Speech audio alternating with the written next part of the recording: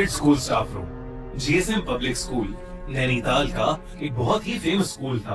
वहाँ बहुत ही रेपुटेड घर के बच्चे पढ़ते थे। उस स्कूल का पूरे नैनीताल और आसपास वाले एरिया में बहुत नाम था। इसलिए रंजना वहाँ एज अ टीचर जॉब करना चाहती थी। रंजना साइंस की टीचर थी और वो 6th to 8th क्लास को साइंस पढ़ाया करती थी और वो बहुत वक्त से जीएसएम पब्लिक स्कूल में जॉब ट्राई कर रही थी। फाइनली उसकी जॉब उस रेपुटेड स्कूल में लग गई थी। रंजना बहुत खुश थी और वो पूरे मन से अपनी जॉब किया करती थी। स्कूल में एग्जाम्स का टाइम आ गया था और एक दिन रंजना एग्जाम पेपर्स चेक करने के लिए स्कूल के स्टाफ रूम में लेट तक रुकी हुई थी। उसने अपने पेरेंट्स को बताया था कि वो स्कूल से लेट आने वाली थी, मगर चिंता की बात तो तब हुई जब रात के 11 बज गए और रंजना का कुछ अता पता नहीं चला। उसके पापा उसे बार बार कॉल कर रहे थे मगर वो फोन ही नहीं उठा रही थी। देखते ही देखते 12 बज गए, फिर 3 बज गए और फिर अगले दिन की सुबह होने को आ गई। रंजना के पेरेंट्स बहुत परेशान हो गए थे, इसलिए उसके पापा तुरंत स्कूल के लिए निकल गए, मगर स्कूल के गेट पर ताला लगा था। इसके बाद रंजना के पापा सीधा लोकल पुलिस स्टेशन गए और अपनी बेटी की मिसिंग रिपोर्ट दर्ज करा दी। ये सब अभी चल ही रहा था कि रंजना के पापा को उसके स्कूल के स्टाफ रूम वाले नंबर से एक कॉल आया। उन्होंने तुरंत फोन उठाया और उनके पैरों तले जमीन खिसक गई। वो पुलिस को लेकर फौरन स्कूल के लिए निकल गए। वहां पहुंचकर उन्होंने देखा कि स्टाफ रूम में रंजना की लाश पड़ी है। उसके सर पर गहरी चोट लगी हुई थी और शरीर पर ढेर सारे चोट के निशान थे। पुलिस ने ये सब देखकर तुरंत रंजना की डेथ की इन्वेस्टिगेशन शुरू कर दी। उसके शरीर के निशान सीधा इशारा कर रहे थे कि उसे किसी ने बड़ी बेरहमी से मारा है। पुलिस ने जब सीसीटीवी फुटेज चेक किया तो उन्हें उसमें कुछ नहीं मिला। शाम 8 बजे तक रंजना पेपर्स चेक करती नजर आ रही थी और उसके बाद अचानक सीसीटीवी फुटेज करप्ट हो गई थी। ये केस पूरे नैनीताल में फेमस हो गया और जीएसएम पब्लिक स्कूल काफी चर्चा में रहने लगा। स्कूल की प्रिंसिपल को ये बात बिल्कुल पसंद नहीं आ रही थी कि उसकी स्कूल की रेपुटेशन खराब हो रही है, इसलिए उसने पुलिस इन्वेस्टिगेटर अजय को बार बार स्कूल में आने से मना कर दिया। अजय ने केस के बारे में खूब इन्वेस्टिगेट किया मगर उसे कुछ समझ ही नहीं आ रहा था कि आखिर रंजना का मर्डर हुआ कैसे और क्यों। उस स्कूल के सामने एक चाय और स्नैक्स की दुकान भी थी जहाँ एक बूढ़ी अम्मा सफाई का काम किया करती थी। एक बार अजय जब वहाँ पर चाय पी रहा था तो बूढ़ी अम्मा अचानक से बोल पड़ी कि उस स्कूल में भूत है और उस भूत ने ही उस टीचर को मारा है। सुनकर पहले तो अजय हंस पड़ा, लेकिन फिर कुछ देर बाद उसने सोचा कि वो एक बार रात में जाके स्टाफ रूम चेक करके ही क्यों ना आ जाए। इसलिए एक शाम स्कूल बंद होने के बाद अजय गार्ड से स्कूल खुलवाकर चुपचाप स्टाफ रूम में इन्वेस्टिगेट करने चला गया। स्टाफ रूम में जाते ही उसको कुछ अजीब सा महसूस होने लगा। अचानक ही स्टाफ रूम का टेम्परेचर ठंडा पड़ गया था। अजय ने स्टाफ रूम को अंदर से बंद किया और फिर इन्वेस्टिगेट करने लगा। उसने रंजना का लॉकर खोला और डॉक्यूमेंट्स देखने लगा। तभी स्टाफ रूम की सारी लाइट्स फ्लिकर करने लगी।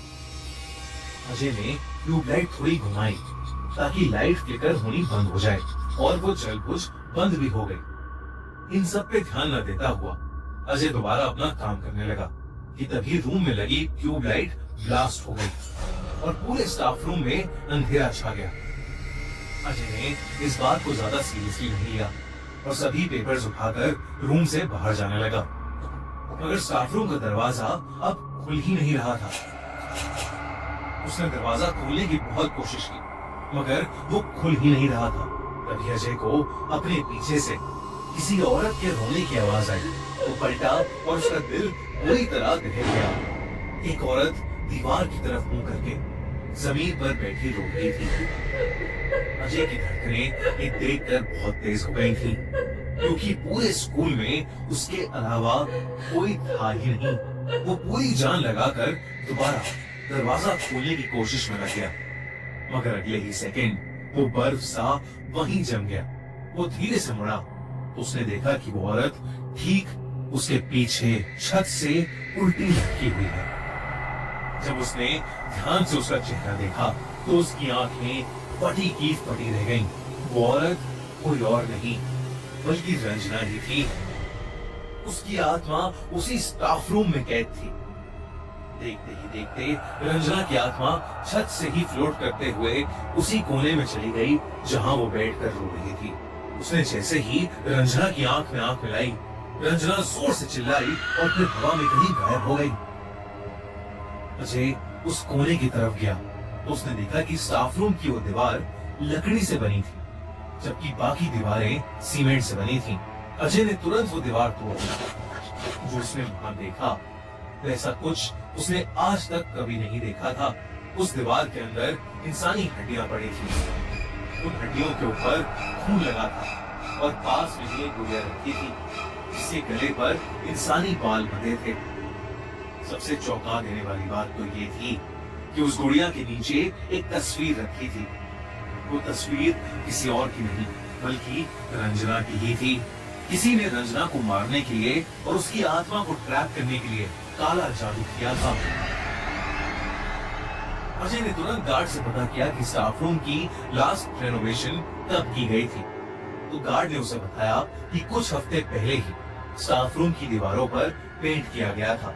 अजय ने गार्ड से रेनोवेशन कराने वाले ठेकेदार का नंबर लिया और उससे पूछताछ की।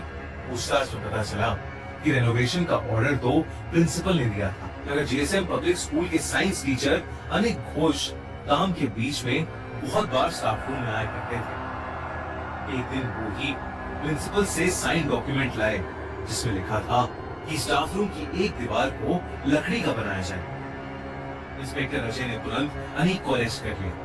शुरू में तो अनीक ने कुछ नहीं बोला, मगर सख्ती करने पर उसने अजय को सब कुछ सच बता दिया।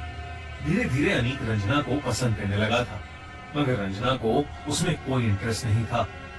धीरे धीरे अनीक की फीलिंग्स उसके सर पर चढ़ने लगी थी और वो रंजना के पीछे हाथ धोकर पड़ गया था। एक दिन जब उसने देखा कि रंजना किसी दूसरे लड़के से हंस खेल कर बात कर रही है तो अनीक गुस्से से पागल हो गया। जिस दिन रंजना स्कूल में देर तक रुकी थी उस दिन छुट्टी के बाद अनीक भी स्कूल में छुपा बैठा था। वो स्टाफ रूम में गया और रंजना से जबरदस्ती करने लगा। रंजना ने अपने बचाव में अनीक को धक्का मारा, मगर अनीक को बहुत तेज गुस्सा आ गया और उसने रंजना का सर टेबल के कोने पर दे मारा। रंजना की वहीं मौत हो गई। इसके बाद अनीक ने उस लकड़ी की दीवार के पीछे कुछ काला जादू करने का सामान छुपा दिया ताकि वो रंजना की आत्मा को वहीं ट्रैप कर सके और जब भी उसका मन चाहे वो उसे जाकर देख सके। अनीक की बड़ी बहन काला जादू करना जानती थी और अनीक ने उसी से ये सब करना सीखा था। अनीक के खिलाफ एक सॉलिड केस बनाया गया और कोर्ट द्वारा उसे उम्र कैद की सजा सुनाई गई। जीएसएम पब्लिक स्कूल के उस स्टाफ रूम को हमेशा के लिए बंद कर दिया गया, मगर आज भी कई स्टूडेंट्स और टीचर्स ये दावा करते हैं कि उस स्टाफ रूम से आज भी किसी औरत के रोने की आवाज आती है। आपको क्या लगता है, क्या रंजना की आत्मा अभी तक उस स्टाफ रूम में कैद है?